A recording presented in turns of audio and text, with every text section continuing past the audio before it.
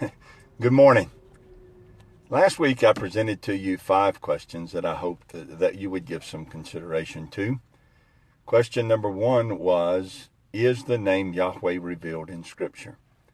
Well, in our last post, we examined that question and we saw that yes, it is revealed in the form of 4 consonants, and it is found in the Hebrew Scriptures 6,823 times. That's pretty significant, don't you think?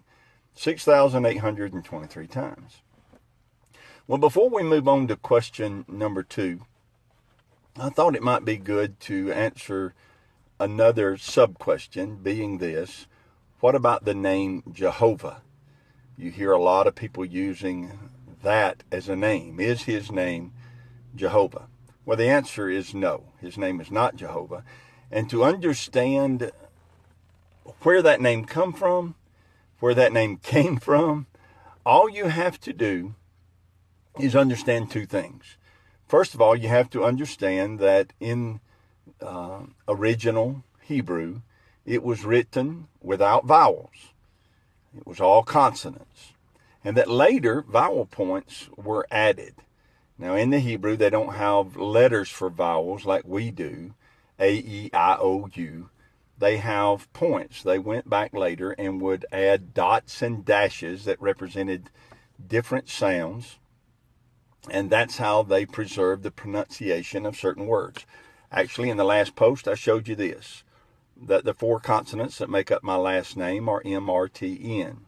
Those that know me know that my name is Martin, not Morton. Well, in Hebrew, what they would do to preserve the correct pronunciation is they would put a dash under the M to let you know that you should make the A sound, as in father, ah, the A sound between M and R, and between the T and N, they'd put a dot to let you know to make the tun sound, the I sound. So M-R-T-N, with those vowel points, you would understand it to be pronounced Martin instead of Morton. Well, they did the same thing with Yahweh's name. They did the same thing with all Hebrew. Dots and dashes represented sounds so that you could get the correct pronunciation. So the first thing we have to understand is that it was all consonants, dots and dashes, as vowel points were added later. The second thing we have to understand is that in the days of Ezra, they had determined that the name Yahweh was too holy and too sacred to utter. And so they said, we should not say the name Yahweh. Now, the Holy Scriptures were read every Sabbath in the synagogues and in the temple. Well, when you go to reading the Holy Scriptures every Sabbath, and you think the name is too sacred to utter, you're going to have an issue, because his name is recorded in those sacred scriptures 6,823 times. So how are you going to prevent people who stand up to read the scripture from saying that name if you think it's too sacred to say? Well, they couldn't take it out and insert another word. When they transcribed the scriptures, when they wrote out the scriptures, they would not dare take his name out and put another word in its place.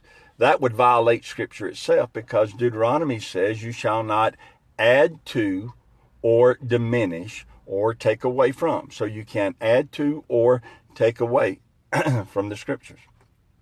So they understood that. They couldn't dare take out the name Yahweh and put in another word in its place. So they had to come up with another way to ensure that those reading the scripture didn't say out loud the name.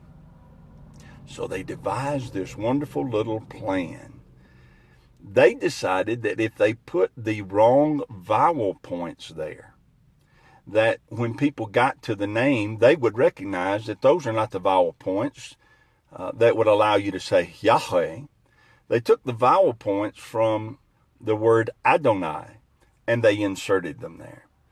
And so when people would come upon the four consonants, remember those? Yad he, vav he. When they would come upon those four consonants, and they would see the wrong vowel points there, they would know not to say the name. They put the vowel points for Adonai there. The word Adonai means the supreme one. So those vowel points, the vowels for Adonai, are under the name Yahweh. It would be the same thing as if you took my name and instead of putting an A and an I there, you put two O's. My name would then be pronounced Morton instead of Martin. But anybody that knows me, when they got to it, and if they saw two O's there, they would know, well, that's not his name. He's not Steve Morton. He's Steve Martin. Well, the same thing was true when they would read the scriptures. They would get to the name of Yahweh, and they would see those wrong vowel points, and it would be a reminder to them not to say the name Yahweh. And instead of saying the name Yahweh, many times what they would do is they would just say Adonai, the Supreme One. Sometimes when they were reading Scripture, when they would get to that name, they would say Hashim. Hashim means the name. So let's go back to Psalm 34. Psalm 34 says, "Oh, magnify Yahweh with me. Let us exalt his name together." So they would do one of two things when they would read that Scripture. They would say, "Oh, magnify Adonai with me. Let us exalt his name together," which is much the same as what we do when we say, "Oh, magnify the Lord with me." Or they might even read it this way, "Oh, magnify Hashim with me." Oh, magnify the name. They're signifying to the listeners, I see the name, but I'm not going to say it. Oh, magnify the name with me. Let us exalt his name together. Well, that seems like a very holy thing to do, to not pronounce his name, to not utter it, to place such reverence upon it that you wouldn't dare say it. But here's the question. Are we ever commanded in Torah, in the instruction from Yahweh, anywhere in Scripture, not to utter his name? And the answer, of course, is no, we are not. We are told to use it, to declare it, to magnify it, to exalt it, to manifest it, right? So it was not a good thing that they did. The name should be uttered. But here's what happened as a result of this maneuvering on their part. Years and years later, when translators and commentators would try to bring the Scripture over into our language, they did not know what the scribes had done. They did not know that the scribes had inserted the wrong vowel points. They did not know that the vowel points for Adonai were under the consonants for Yahweh instead of the correct vowel points. And so when they saw the four consonants for Yahweh and they saw the wrong vowel points, when they read it, it seemed like it said Jehovah or Jehovah. Of course it did. It was years and years later before they realized the error of what they had done. And we know, of course, it's not Jehovah because the letter J is really a very new letter. It's only about 500 years old. So his name can't start with a J. His name is Yahweh, not Jehovah or Jehovah. If you look in most commentaries today, or even in a lot of translations today, there will usually be a note somewhere in it. I've read it in several commentaries where they'll say, we know that his name is not Jehovah. We know that.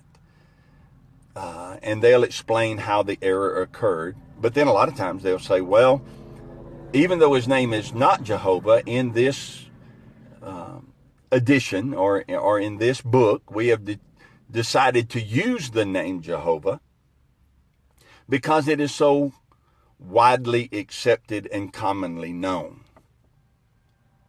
Not a good idea.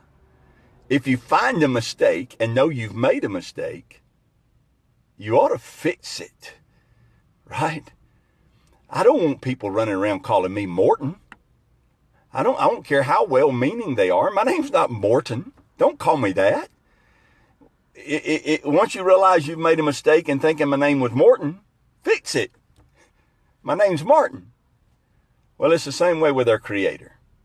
His name is not Jehovah. His name is not Jehovah. His name is Yahweh. Oh, magnify Yahweh with me. Let us exalt his name together. Have a great day. Shalom.